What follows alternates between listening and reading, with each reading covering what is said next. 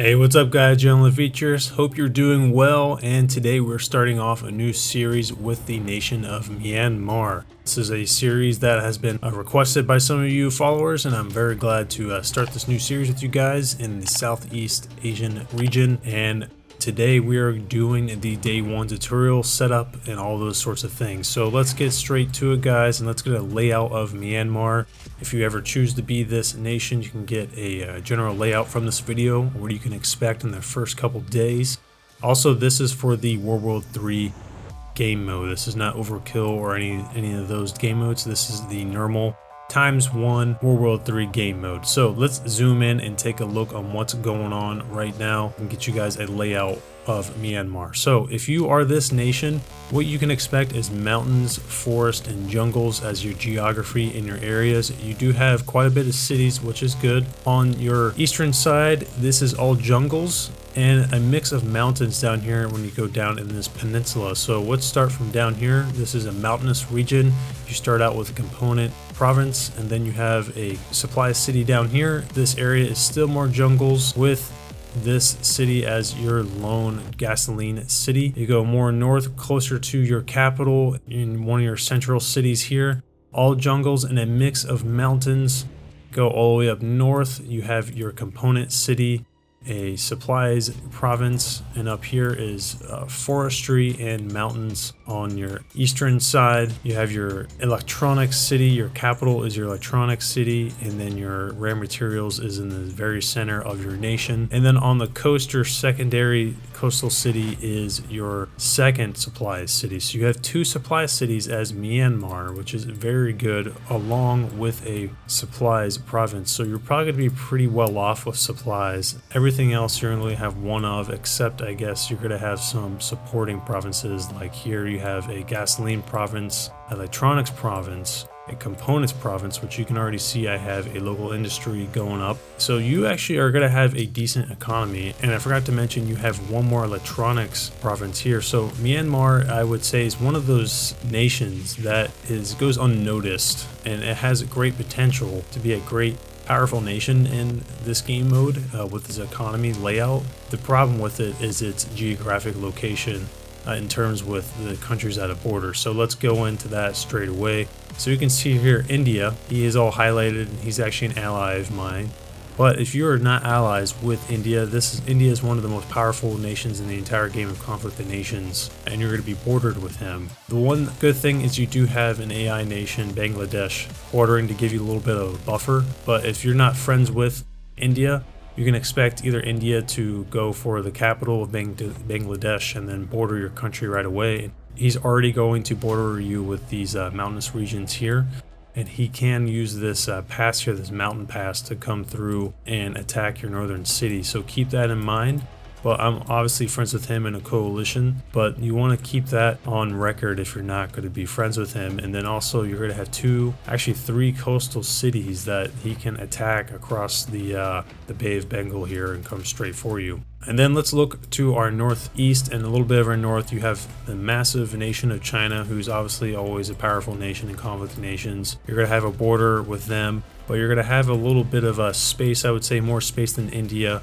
He has two cities that are its closest to you, but it's still a great deal of distance for him to travel to your borders, but keep that in mind with China. And then your closest neighbors are going to be Vietnam and Thailand. Thailand especially is extremely close to you, with two cities, including Bangkok, his capital, extremely close to this city here that you're going to have, and also your gasoline city. So keep that in mind. You're going to be really close to Thailand, whether you choose to be friends with him or enemies. You can pull off a pretty quick attack on him early on, but he can also do vice versa on you, so you're going to have to keep your borders well guarded with Thailand. You're going to see some mountainous regions up here, and keep that in mind. If you're going to invade from the north, it's going to slow down your infantry, things like that. So it could be better for you just to go across straight into the capital, across suburbs, and then these plains here with faster speed to get straight to them. and then take out that morale, of course, with taking down the capital. And then lastly, you have Vietnam up here. You share one lone border with him, and that's this jungle region. And then after that, you have access to a city and then a secondary city down here. So you could break in pretty quickly. You just have to get across this jungle region, but I will keep in mind that whoever's Vietnam might guard this region heavily, and you may want to place something here as I did in this province. This is a plain, and so if he does cross, he can move a little quicker than you can. He can just go straight across his jungle and you won't see it until he gets into your plain province, and then he can come into your city, so keep that in mind. Alright, Myanmar is a Eastern Doctrine nation, so that means that's going to favor tanks, gunships, SAMs, and mobile artillery, and some other things. So if you follow that doctrine, that is the favorable units early on. It does have a decent economy, like I said earlier, so you can start your research fairly quickly. For me, I actually started with the National Guards, spamming them early on in the game, and I'm researching the gunship as well. The setup is usual. I'm a little bit different than I usually do with putting the army bases and recruiting offices in every single city right away. I'm actually spreading it out a little bit more. In this city, I already have my naval base level 2, getting that ready to be my main naval base. And then the capital is going to be my Air Force production area, and then I'll probably dedicate another area for that. Have level 2 army base being constructed right now at 72%. And then the rest of my cities are pretty normal. I have army base level 1 and recruiting offices level 1 as well, with some armed industry sprinkled in there. And again, your economy is going to be pretty decent. As long as you don't get attacked early on, you can maintain a good steady flow of all your resources. Now, strategy for me, as you can see that I've already allied myself with India, Vietnam, and Afghanistan. India is the leader of the coalition. He asked me to join him, so I decided to join him, and him and I were the first two, and then he added on Vietnam and Afghanistan after myself. We have active players in Indonesia, Australia, and the Philippines, China, Japan, Korea, and New Zealand, so we have to keep those things in mind.